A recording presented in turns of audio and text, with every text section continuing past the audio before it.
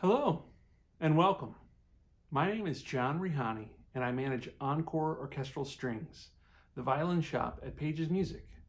We're located in Indianapolis, Indiana and serve customers all across the state. Today we're going to discuss how to make sure your violin family instrument is in tune.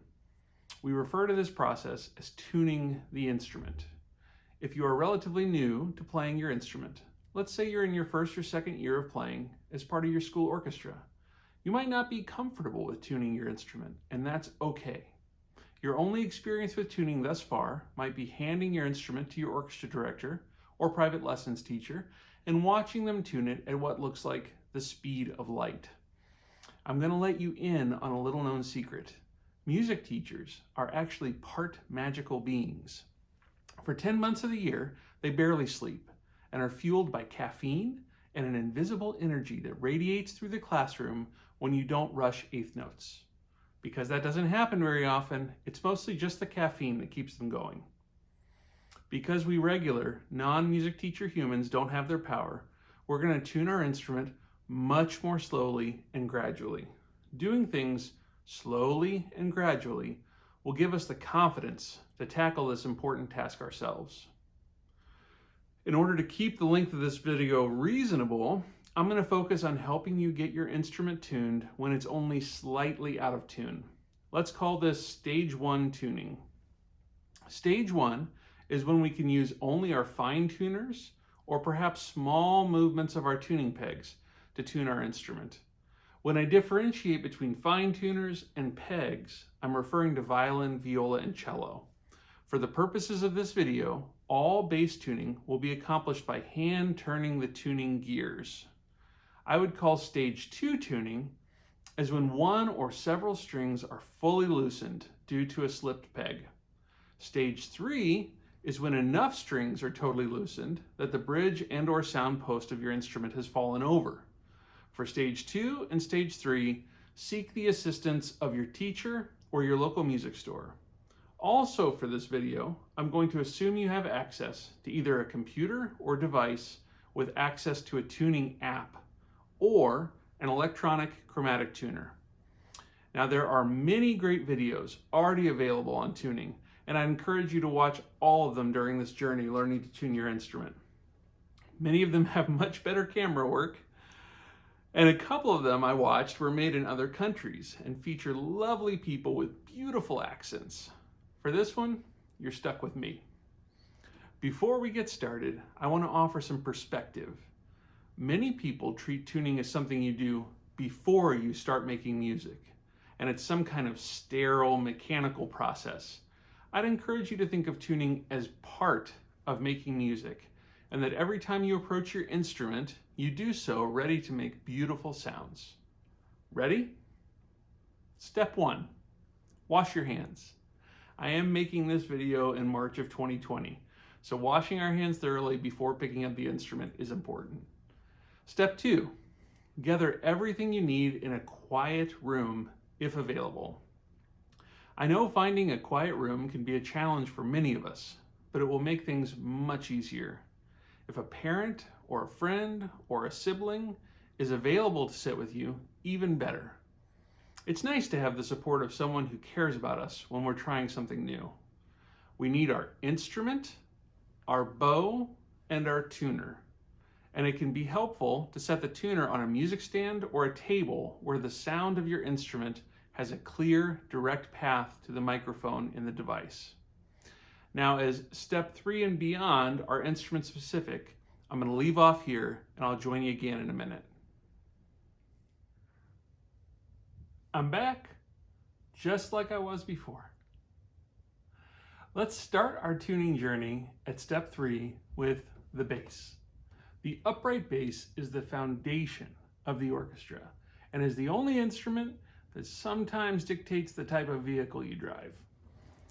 If I were to write a haiku about the bass, I think it would go mountain, air, and sea. The earth moves when E string sounds, heavy to pick up.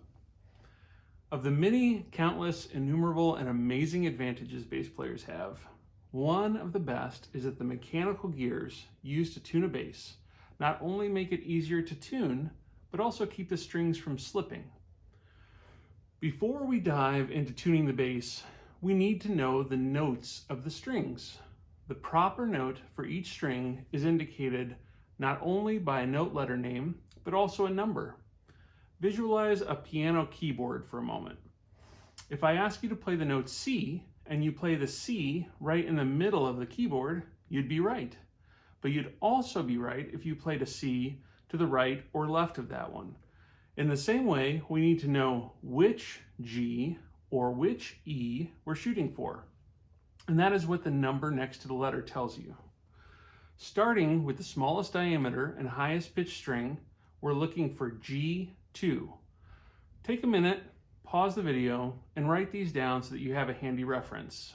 So again, for the smallest diameter and highest pitch string, we want to adjust it so that the tuner registers G2. The next string down from the G string is the D string, and we're looking for D2. The next string down from the D string is the A string, and we're looking for A1. Where's the steak? Dad jokes. Finally, the bottom string is the E string, and we're looking for E1. Got it? In a minute, I'm going to stand up and point the camera at the tuning app on my iPad. After I slowly bow a string and observe both the note displayed and whether or not I'm under the pitch or flat, shown by a minus sign, or over the pitch, sharp, made by a plus sign, I'm going to turn the paddle on the tuning gear attached to that particular string. I'll give it about a half turn and then slowly bow the string again, seeing what the half turn changed. If that half turn brought the string closer to being in tune, I'll give it another half turn in that direction and then slowly bow the string again. By doing this slowly and gradually, I learn both the direction the turns of the paddle take the pitch of the string and by how much. Let's give it a try. Okay, I'm back and we're going to tune a bass. First, I wanted to use this screenshot of my tuner, which is Tonal Energy Tuner, Tonal Energy Tuner. And while it is not a free app, I do feel like it's one of the best ones that you can have. It's not terribly expensive. And if you're able to, I would suggest purchasing and downloading it, as it has a lot of amazing tools that we can use. Now, right now, so that it's not trying to tune the sound of my voice, I'm just using a screenshot from the tuner, and then we'll switch over to live mode. But I wanted to point some things out. One is over here, this box says strings and medium.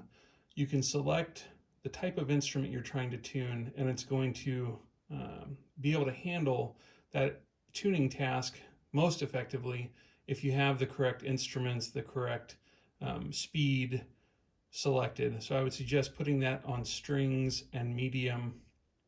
You'll notice down here some information that we need. It's a non-transposing instrument, the bass, so we have it in the key of C, and that should be the default. We also need to know what the frequency of our reference A is, and below that you'll see it says A equals 440, which is the standard, and it's an equal temperament. Okay, so that's how we have the app set up.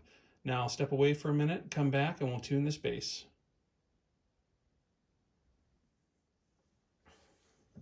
Okay, we're going to start with the top string, slowly bowing.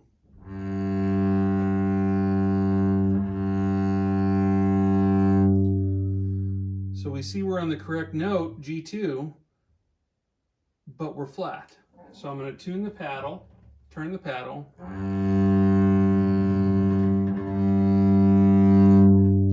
Oh, we're getting closer.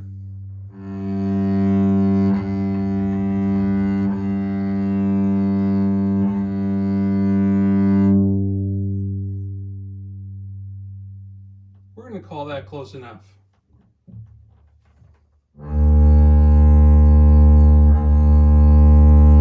Now you see the D string, we're over pitch, we're sharp.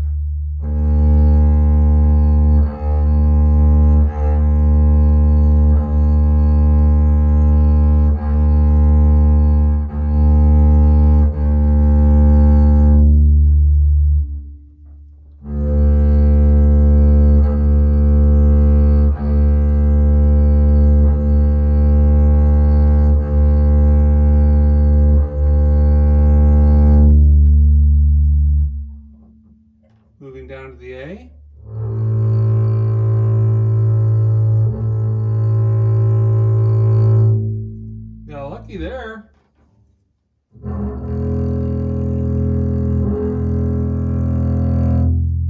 Too sharp.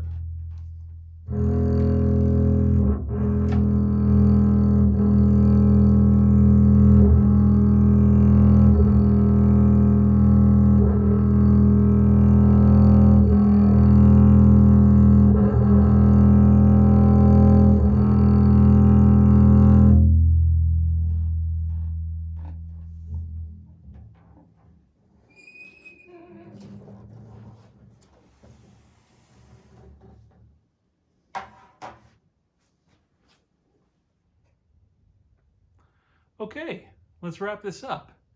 Let's go over a couple things about the way the bass was interacting with the tuning app when we were trying to tune the bass. One thing you'll notice is that it was really difficult to get it to register right at 0. No negative flat, no positive sharp. Now, you can continue to work with it and tune as long as you'd like and try to get it to 0.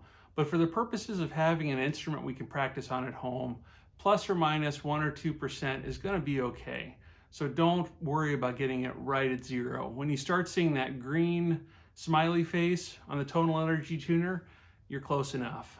The other thing that you noticed, especially on the E string, is that the tuning app and the iPad can have a hard time registering that lowest frequency, especially that E string, the lowest string. So just bow slowly and steadily and wait for it to register that E string with the sharp or the flat and tune from there. So if you work string by string, getting each one with that green smiley face, you're going to have a bass that you can practice on at home without trouble. And again, this is only for what I called that stage 1 tuning, which is all we're going to need to go over for the time being. I appreciate you taking the time to watch. Until next time.